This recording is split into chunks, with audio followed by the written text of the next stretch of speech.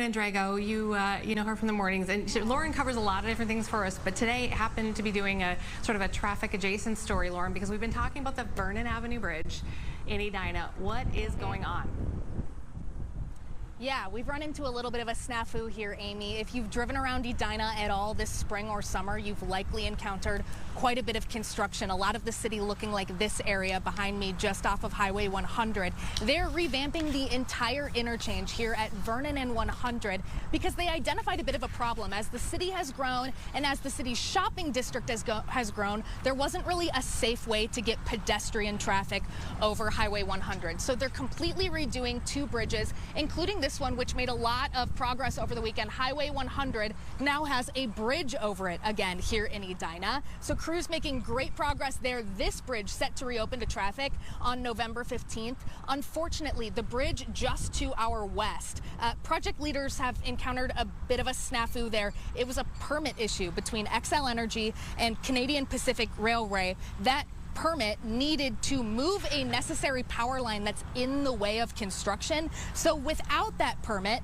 city engineers tell me that this completed project is not going to be able to make that end target of November 15th. I spoke to the city engineer today, who said nearby businesses and residents are likely going to feel that pain through the fall months. Take a listen.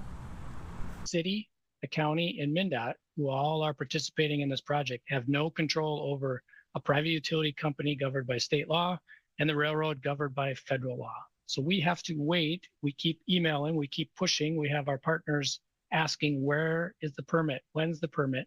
And we continue to communicate the importance of getting this road open for our businesses and residents in that district.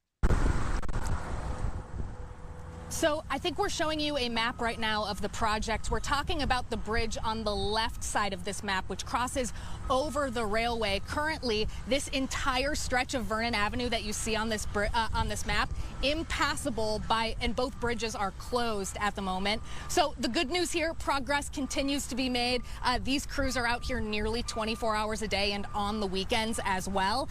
But the city engineer wants me to tell you that things are going to get a little bit worse before they get better. So starting next week, Monday the 15th, we're going to lose the Highway 100 ramps at Grange and Arcadia through mid-November. City engineer Chad Milner, who you just heard from, said drivers can expect lengthy detours for those exits and slower drive times. So in the meantime, the city of Edina is trying to encourage folks to continue supporting these businesses, even though it's kind of a headache to get to them, Amy. I don't know if you've been driving around Edina lately, but the roads are riddled with signs with arrows pointing in every direction of how to get to your grocery store, how to get to your favorite business.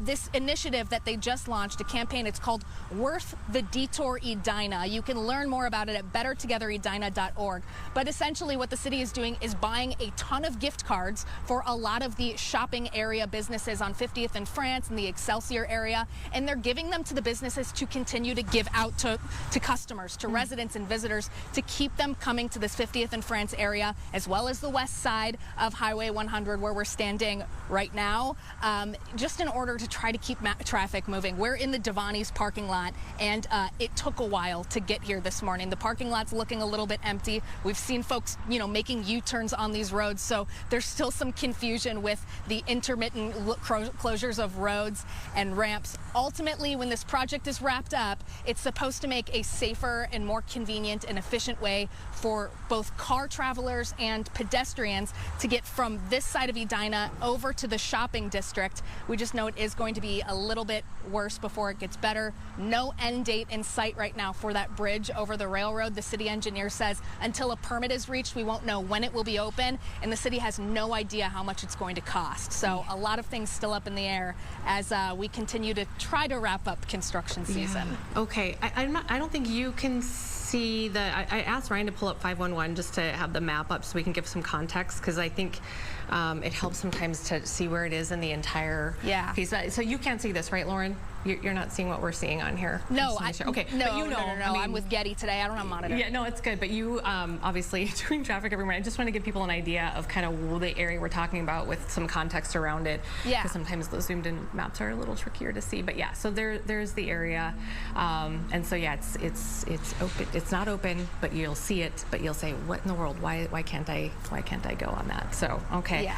Yeah, a lot of red dots all over the map when you're driving through Edina. Yeah. Basically, the stretch between 394 and 62, all along Highway 100, has been feeling the impact. Not just Edina, but St. Louis Park as well, and really that 50th and France Minnetonka Boulevard area just completely ripped up right now. All of that set to reopen by November 15th, but that Vernon Avenue bridge over the railroad, which is a huge connector from the west side to the east side of Edina, we have no end date in sight yet for the opening of that bridge. Well, you'll update us when we get some more info on that, but that's helpful to know. Yes, Thank you. Appreciate it. Thanks. We'll talk to you soon.